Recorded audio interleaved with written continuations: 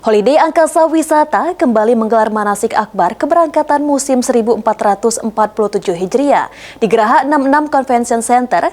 Dalam manasik ini 1.000 jemaah hadir dari berbagai wilayah di Indonesia.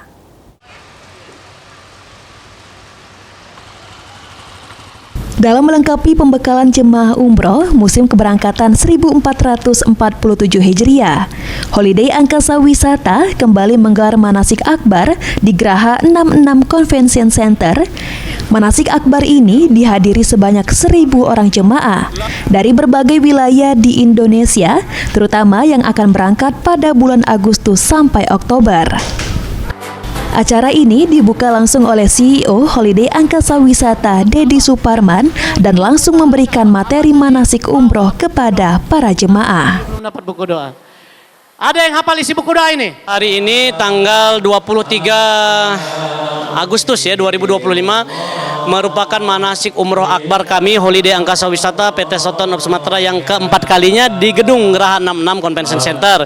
Dan alhamdulillah acara hari ini berlangsung begitu hangat dan semangat ya, dituruni oleh hujan yang begitu lebat.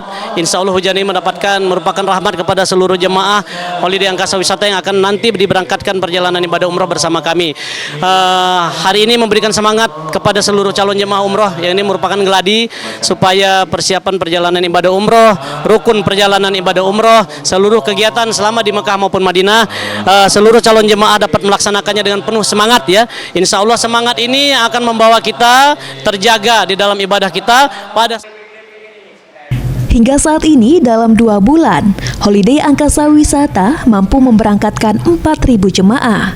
Ini menjadi pencapaian yang luar biasa dalam musim umroh 1447 Hijriah.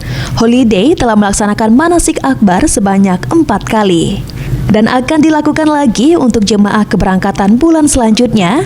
Jadi, para jemaah yang belum melaksanakan manasik umroh akan mengikutinya di pelaksanaan berikutnya. Tim Liputan, PAL TV.